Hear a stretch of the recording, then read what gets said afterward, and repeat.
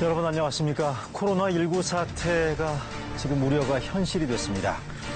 이제는 전국 확산이라는 최악의 상황을 차단해야 한다는 절박한 고비를 지금 맞고 있습니다.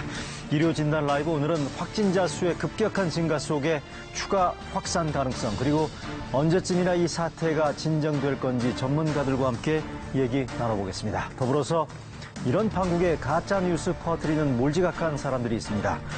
한상혁 방송통신위원장으로부터 가짜뉴스 정부 대책 듣겠습니다. 먼저 코로나19 사태에 관련해서 저희가 정리한 주요 내용부터 함께 보시겠습니다. 질병관리본부 집계 결과 어제 오후 5시 기준으로 국내 코로나19 확진자가 총 430여 명으로 늘었습니다. 코로나19로 인한 사망자는 2명입니다. 확진자가 급증하면서 전국 확산 우려가 커지고 있습니다. 신천지 대구교회에서 코로나19 확진자가 무더기로 발생한 가운데 정부는 교인 9천여 명을 자가격리 상태에서 검사하기로 했습니다. 집단으로 환자가 나오고 있는 경북의 청도 대남병원은 확진자 격리치료병원으로 전환돼 관리를 받게 됩니다. 정부는 대구와 경북 청도를 감염병 특별관리지역으로 지정해 중앙정부 차원의 강화된 방역과 지원을 펼치기로 했습니다. 군 장병에서도 잇따라 확진자 판정이 나오자 군 당국이 확산을 막기 위해 전 장병을 대상으로 휴가와 외출 통제에 들어갔습니다. 부산에서 확진 판정을 받은 19세 남성의 아버지가 중국 우한에서 입국한 교민으로 나타났습니다. 이 환자의 아버지는 지난달 입국해 아산시설에 격리됐다 음성 판정을 받고 퇴소했는데 보건당국은 정확한 감염 경로를 추적 중입니다. 중국 교도소 5곳에서 교도관과 수감자들이 코로나19에 집단으로 감염돼 방역에 비상이 걸렸습니다. 또 습천성 청두시에서는 완치 판정을 받고 퇴원한 환자가 열흘 뒤 재검사에서 양성으로 확인된 사례가 보고돼 당국이 정확한 원인을 조사하고 있습니다. 네, 코로나19 사태 얘기 나눠보겠습니다. 오늘 나오신 전문가 두 분 소개해 드릴까 합니다. 전 질병관리본부장이셨죠? 전병률 차의과대학병원 예방의학과 교수 오늘 나오셨습니다. 감사합니다. 안녕하십니까. 네, 가천대 길병원의 감염내과 엄중식 교수도 자리를 함께하고 계십니다. 고맙습니다. 네, 먼저 이 시각까지 집계된 코로나19 사태 현재 전국 집계 상황부터 관련 저희가 준비된 그래픽 화면 보면서 설명을 드릴까 하겠습니다. 네, 보고 계시죠? 현재 확진자 현황이 보이고 있는데요. 총 433명, 현재 오전 8시 현재 집계 상황 보고 계십니다. 대구 경북 지역에서 353명이 나왔다는 부분들 지금 보고 계시고요. 확진자 수 분포가 지도에서 보시는 것처럼 전국에 산재되어 있다는 걸 확인할 수 있겠습니다만 사망자가 2이고요. 어제 저녁에 추가로 1명이 지금 사망 원인이 코로나19로 최종 확인된 단계는 아닙니다만 여기까지 포함되면 현재까지 사망자는 3명이라고 할 수 있겠습니다. 먼저 두 분께 제가 질문을 드릴까 하는데요. 제일 먼저 궁금한 게 주말 사이 그러니까 어제 오늘 그제 확진자 수가 거의 폭증세를 보이고 있는 이런 단계인데 지금 이걸 어떻게 봐야 하는지 전국 확산의 초기 단계라고 봐야 되는지 아니면 사실상의 전국 확산 단계라고 봐야 되는 건지 먼저 전 교수님. 네, 지금 사실 그 신천지교회와 또 청도 대남병원에서의 그 환자들 워낙 많은 사람들과의 접촉이 있었습니다. 그렇죠. 또 그 접촉이 또 다른 접촉을 만들고 해서요. 지금 환자 발병 양상은 거의 하루하루가 배 이상씩 증가하고 있는 양상을 보이고 있습니다. 또 현재도 그 이 신천지교회 신도들의 경우에는 검사를 하진 않았지만 증상 있는 사람들도 1000명 정도가 되고 있는 상황이기 때문에 계속해서 환자는 급증할 것으로 예상이 됩니다. 전국적인 확산이 이미 시작이 됐다고 봐야죠. 시작이 됐다. 우리 엄 교수님은 어떻게 보십니까? 전국 확산의 초기 단계 아니면 사실상의 전국 확산 단계?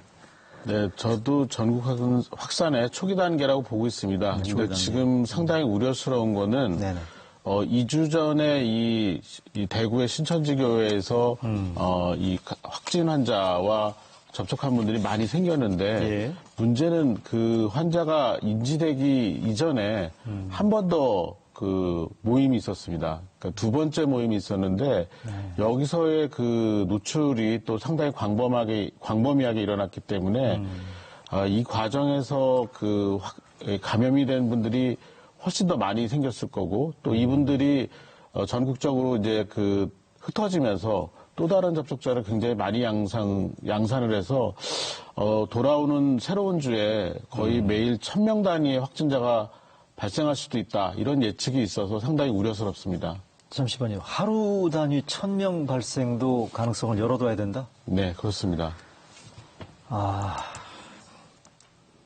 말씀하신 것처럼 그러니까 대구 신천지 교회에서 전 교수님 방금 증상이 있는 사람이 지금 1,300명 가까이 되고요. 그렇습니다. 아직 이분들 진단을 받지 않은 상태인데 네. 여기에서도 일단 확진자 수는 뭐 상당폭 나올 걸로 예상되는 게 합리적인 거죠, 그러면? 그렇습니다. 또 그리고 그분들이 지금 엄 교수님이 말씀하신 것처럼 네. 그 사이에 또 상당히 많은 분들과의 접촉이 있었습니다. 네네. 그리고 또 이 포교 활동의 특성상 적극적인 대화를 하는 그런 상황이기 때문에 네. 사실상 지금 전국적으로 상당히 많은 환자들이 앞으로도 계속해서 증가될 것으로 예상을 하고 있습니다. 잠깐만요. 저도 근데 방금 말씀하신 숫자가 조금 약간 충격적이어서 1000명 단위 발생도 가능성을 열어둬야 된다고 말씀하셨는데 그러니까 대구 신천지 교회뿐만이 아니고 신천지 교회 신도들을 중심으로 한 이를테면 발생 확산 가능성을 말씀하시는 거죠? 네, 맞습니다. 그렇게 그러니까 신천지 교회 교인들이 가장 위험한 상황이고, 네. 그다음에 이분들이 전 교수님이 말씀하신 것처럼 네. 그 본인의 그 지역 사회에 돌아가서 네. 여러 가지 선교 활동 그리고 사회 활동을 하면서 더 많은 사람들과 접촉했을 가능성이 많습니다. 이분들 중에 이제 확진자가 나오기 시작하면 네. 1000명 단위의 확진자가 나올 가능성이 있다라는 예측입니다.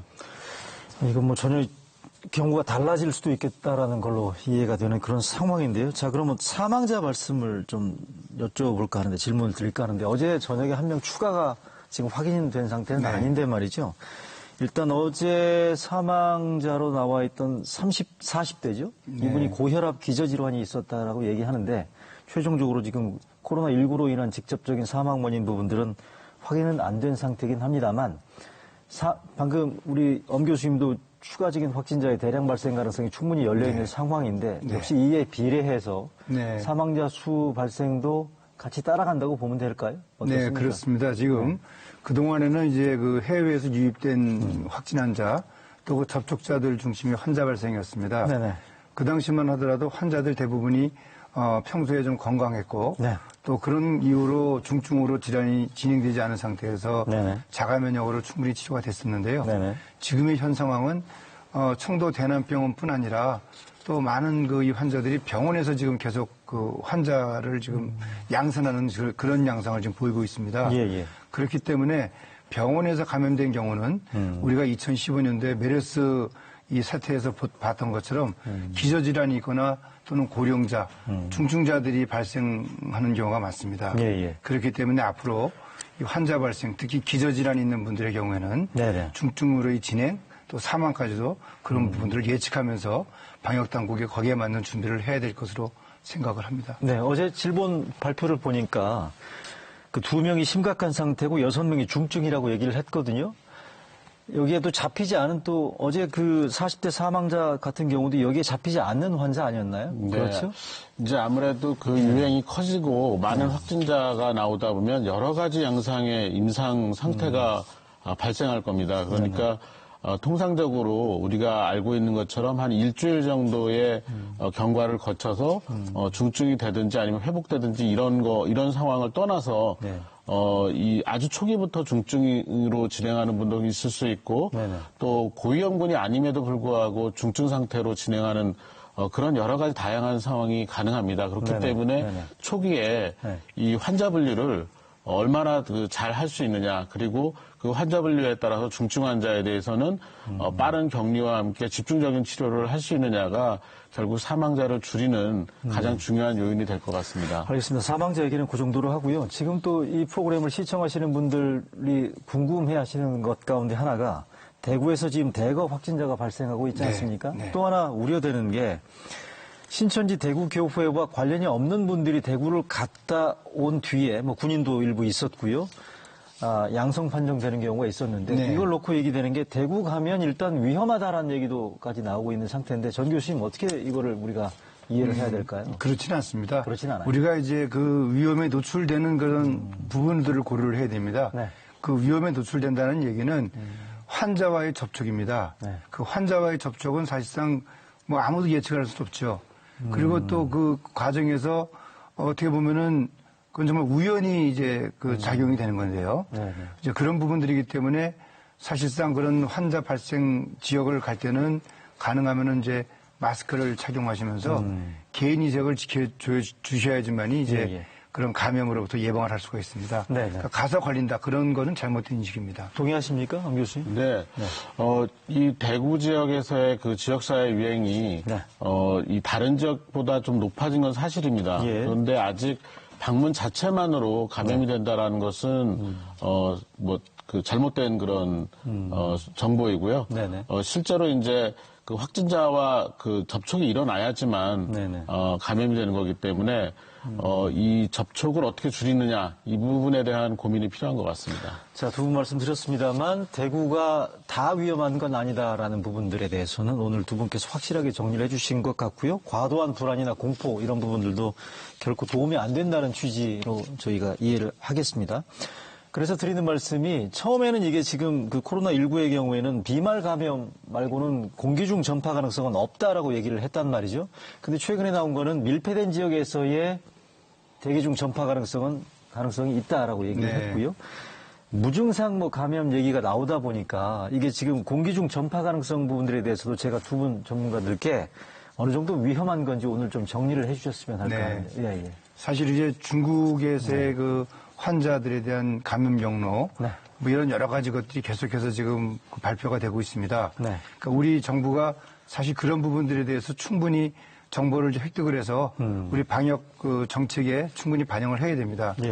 지금 그 에어로졸 감염 같은 경우만 하더라도 전제 조건이 이제 밀폐된 공간 그리고 또 장시간 그 에어로졸이 농축이 돼서 그 공기 중에 존재하는 상황 그런 상황이 이제 실내에서의 감염이 이루어지는 부분들이라서 사실상 그런 예를 들어서 뭐 외부 활동이라든지 그런 과정에서는 이제 공기 감염이라는 것은 감염의 어떤 경로로서는 그 우리가 거론하기는 쉽지는 않습니다. 따라서 이제 실내에서 장기간 활동할 때 그럴 경우에는 혹시라도 이제 누군가가 감염자가 있을지도 모른다라는 생각으로 마스크를 착용하면은 그런 공기 감염으로의 어떤 감염을 예방을 할 수가 있겠습니다. 자, 황 교수님은 공기 중 전파 가능성에 대한 우려를 좀 불식해 주시죠, 이 자리에서. 사실은 이제 중국에서 워낙 유행이 크게 일어나고 그런 유행이 크게 일어나는 상황에서 이 전파가 어떻게 일어났는지 설명이 안 되는 환자들이 많이 생겼습니다. 그러다 보니까 무증상 감염자에 의한 전파, 그리고 뭐 공기 전파, 그리고 이제 그 대소변을 통한 전파, 뭐 여러 가지 얘기가 나오고 있습니다. 그렇지만 실제로 이게 그 실험실적으로 증명된 경우는 없고요.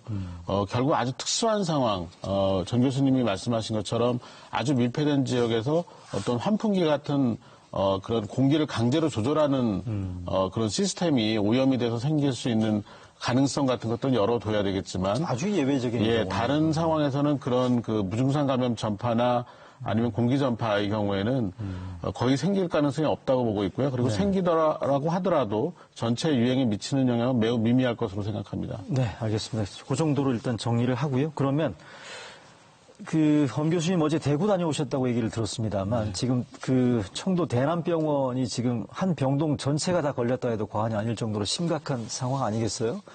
코호트 격리라고 그쪽을 지금 이쪽에 경증 환자들을 그쪽에 모아놓는다고 얘기를 들었었는데 이 코호트 격리로 가는 부분들은 어떻게 걱정을 안 해도 되는 겁니까? 아니면 이 부분들이 여기 모여 있으면서 상태가 조금 더 악화될 수 있는 여지는 없는 건지? 네, 원칙적으로는 이런 그 감염병 환자들은 1인 1실 격리하는 게 원칙입니다. 그런데 이 자원이 제한되어 있기 때문에 이 1인 1실 격리가 안 되는 경우에는 같은 진단을 받은 환자들을 일정한 거리를 두고 같은 병실에서 이제 그 진료를 하게 되는 것이죠.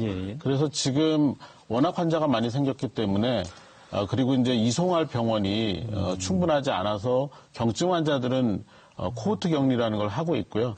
중증 환자들은 지금 발견이 되는 대로 이 그 중증 환자 치료가 가능한 그런 그 중앙병원으로 이송을 하고 있습니다. 네. 지금 청도 대남병원에 이렇게 집단 격리하는 부분들에 대해서는 우리 전 질병관리본부장이셨으니까 의학적으로 볼 때는 뭐 충분히 효과적인 대안이라고 볼 수 있나요? 네, 그렇습니다. 원래 자원이라는 것이 무한하지 않기 때문에 한정된 자원에서 어떤 정도 그걸 넘어서는 그런 경우에는 환자 관리에 보다 효율적인 것들을 어떤 저희 감염병 관리라는 부분들과 함께 고려해서 그런 동일한 성격을 가진 집단을 하나의 코호트로 해서 네. 관리하는 것은 타당한 그런 그 정책이라고 생각을 합니다. 그리고 또 현재 그 중증 환자와 경증 환자를 구분하면서 네네.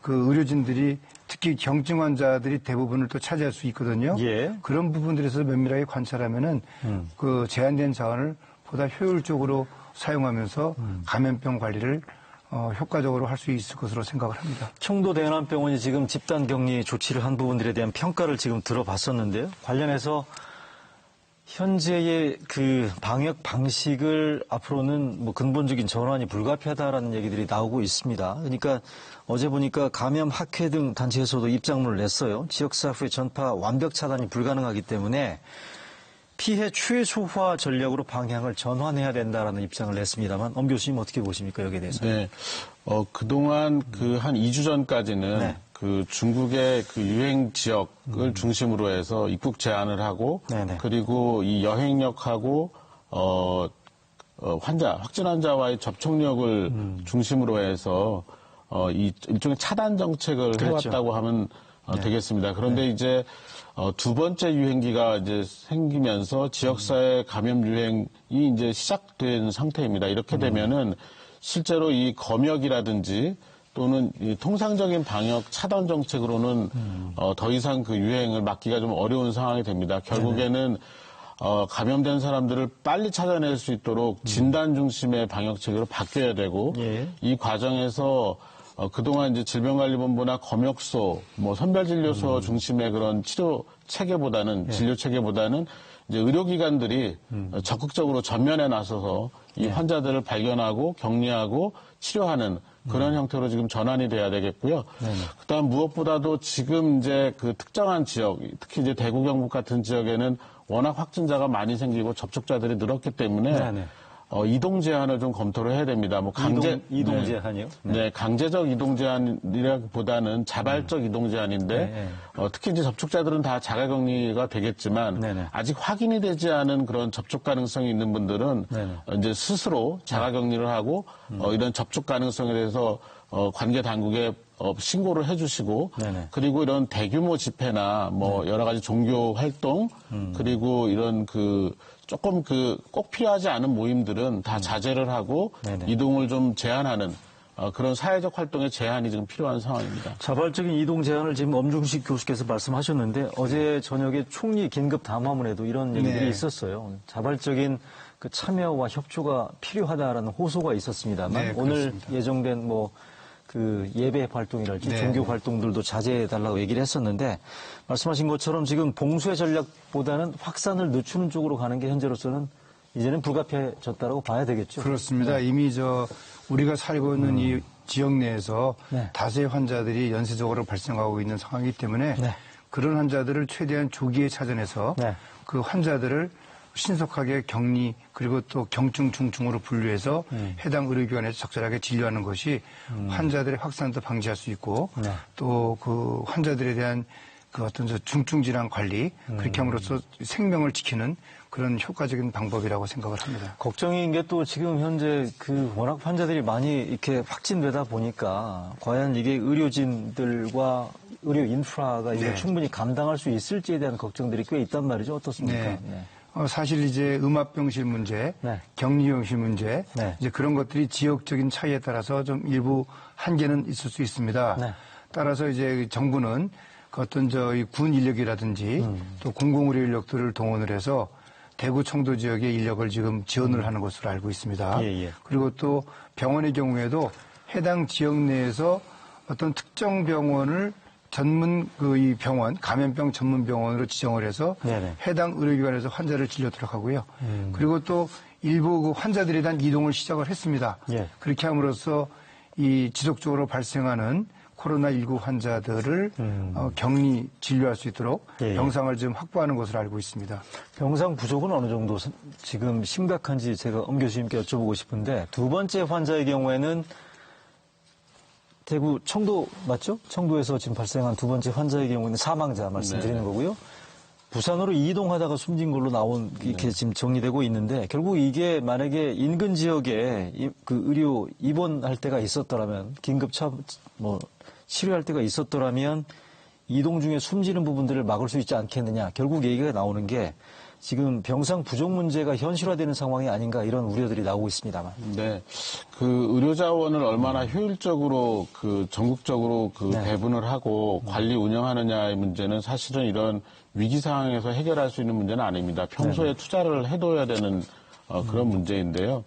사실 이것과 관련해서는 그 감염병 전문 병원을 중앙과 권역에 세우는 문제들이 메르스 사태 이후에 메르스 유행 이후에 얘기가 됐었지만 이제 시행이 안 된 부분이 있습니다. 근데 지금 뭐 그거를 당장 해결할 수는 없는 상황이고 결국에는 이런 그 환자들이 집단으로 발생을 했을 때 이 환자들을 앞서 말씀드린 것처럼 중증도를 빨리 분류하고 어느 의료기관으로 배분을 할 것인가에 대한 결정이 조금 더 원활하게 이루어져야 될 것 같습니다. 네, 그러니까 지금 이제는 음압병동의 경우에는 뭐 중증 환자들만 제한적으로 이를테면 수용을 해야 되는 거고 이제는 뭐 1인실이나 다인실에 이를테면 수용하는 부분들도 불가피하게 검토해야 되는 그런 단계라고 이해를 하면 되겠죠. 일부에서는 뭐 병원 전체를 격리해서 대처를 해야 된다는 이런 얘기도 나오는데 이것도 현실적인 대안이라고 볼 수 있을까요? 그래서 지금 저 대구 같은 경우는 그 대구 의료원을 이제 그 전담병원으로 지정을 하는 것 같습니다. 그래서 그 이 코로나19에 감염된 입원이 필요한 환자들에 대해서 대구 의료원을 통해서 우선적으로 입원 진료토록 하고 그리고 이제 중증으로 이제 진행되는 경우에는 그 중증 진료를 할 수 있는 병원들에 대한 어떤 그 환자 배분, 환자 이송 그런 계획들을 방역 당국이 준비를 하고 있습니다.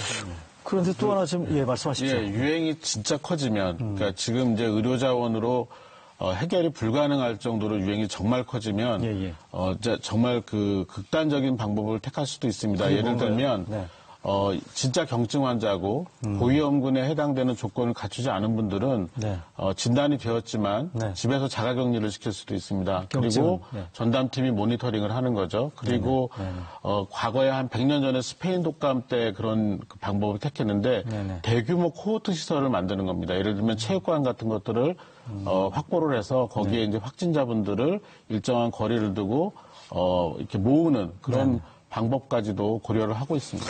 네, 하여간 부디 그런 일은 벌어지면 안 되겠다는 생각이 들고요.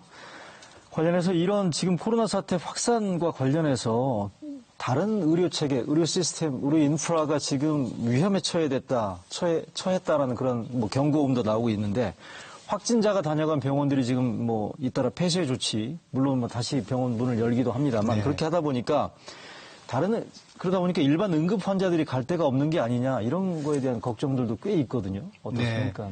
사실 지금 많은 의료기관들이 실제 그 응급의료기관들이 지금 진료 중단을 하고 있는 상황입니다. 근데 이제 우리가 과학적으로 따지면은 그 확진 환자를 진료했다 하더라도 그 환자가 배출한 바이러스는 소독을 하게 되면 바로 다 사멸을 하게 됩니다.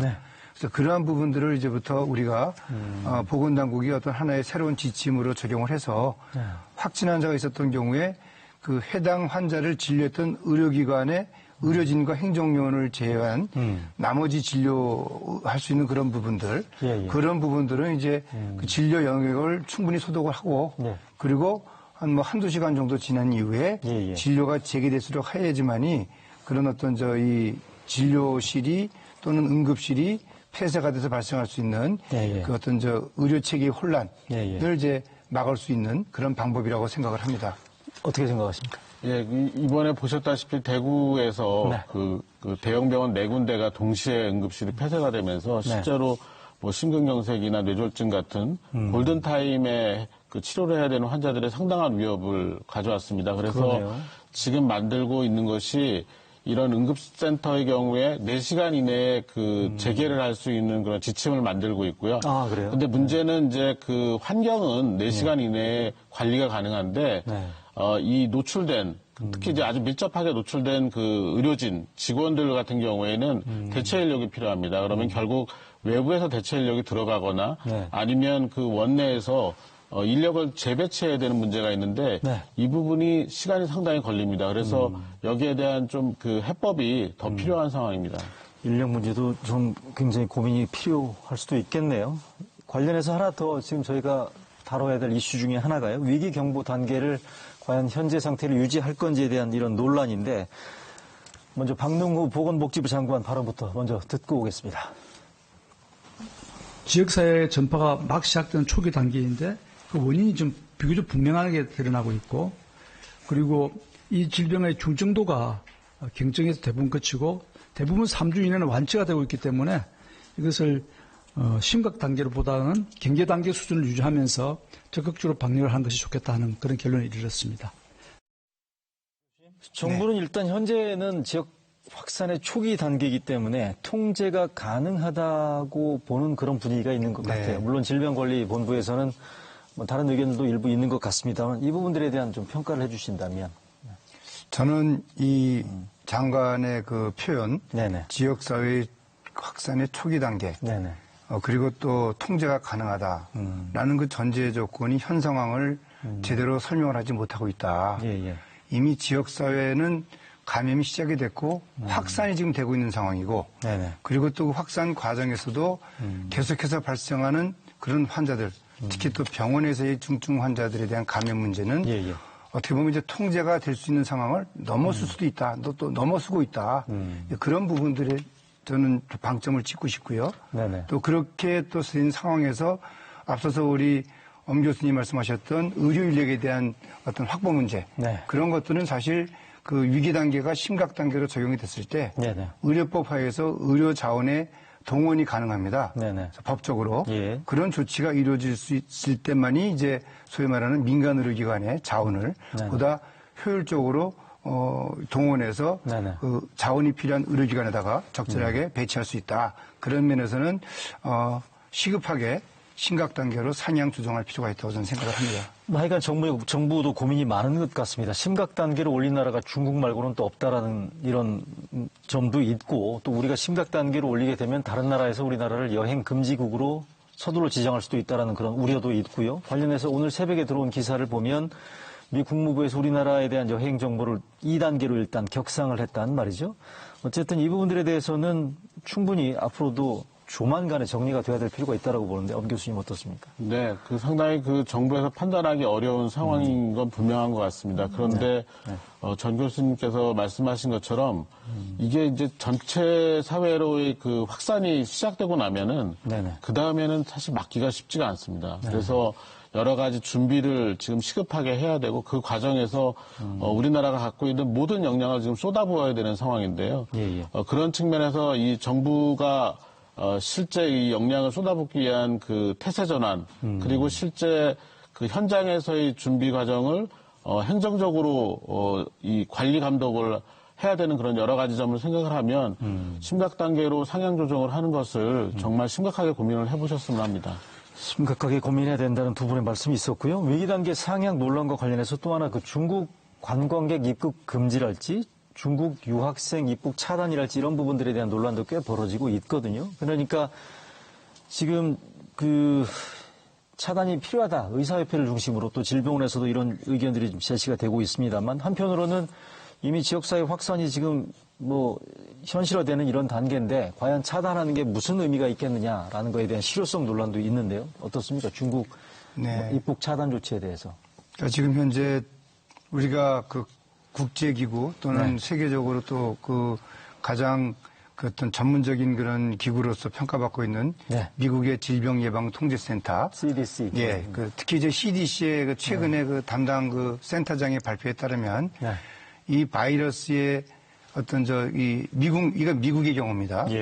미국에서의 바이러스의 진입을 막기 위해서는 현 단계에서 계속적으로 통제가 불가피한 상황이다. 미국은 금지하고 있는 상태니까요. 또 그런 통제를 통해서 쉽게 말하면 미국 내에서의 지역사회 감염을 최대한 지연시키고 그 지연시키는 그 과정 동안에 앞으로 생길 수 있는 대유행에 대비하는 그런 자원을 점검하고 확보할 그런 시간이 필요하다라는 표현을 했습니다.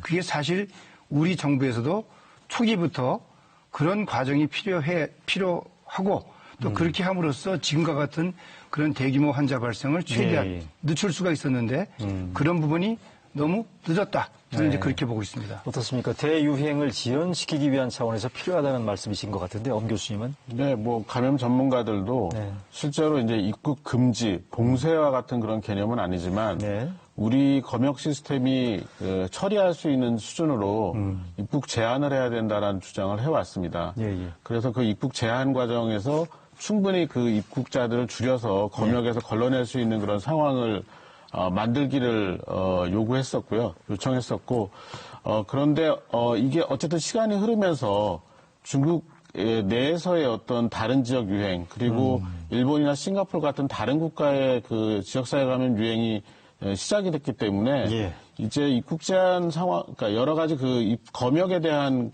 그 시스템을 계속 그 차단을 위한 시스템을 유지를 할 필요는 있지만 네.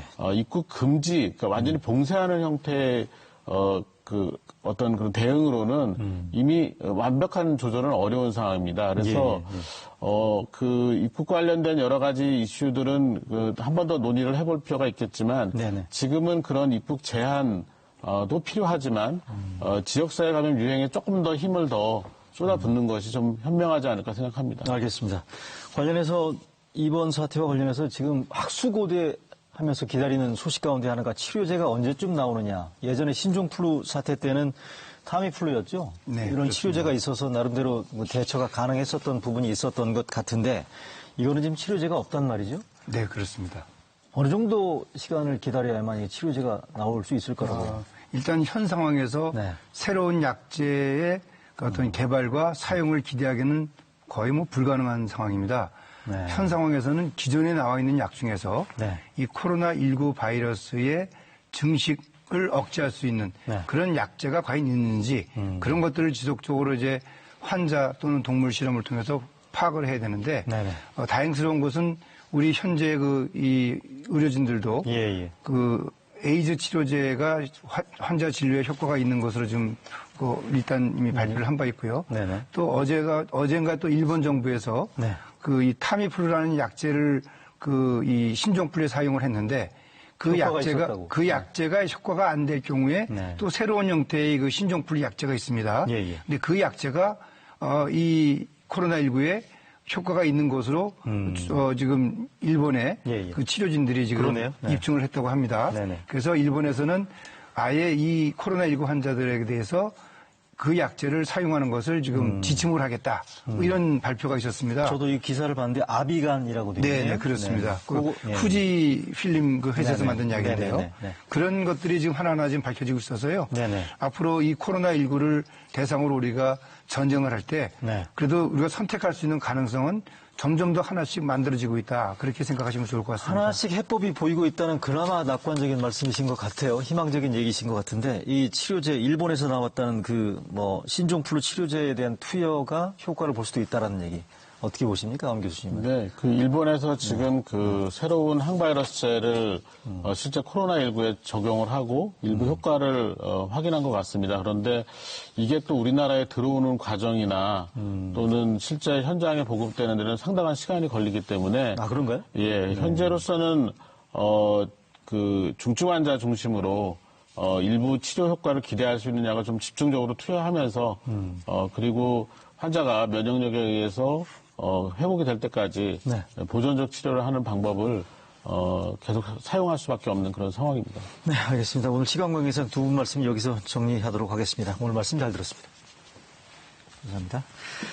네, 코로나19 사태와 관련해서 이어서 한상혁 방송통신위원장으로부터 가짜뉴스 정부 대책 이어서 듣도록 하겠습니다. 그에 앞서서 가짜뉴스 실태와 관련해서 저희가 준비한 영상을 먼저 함께 보시겠습니다.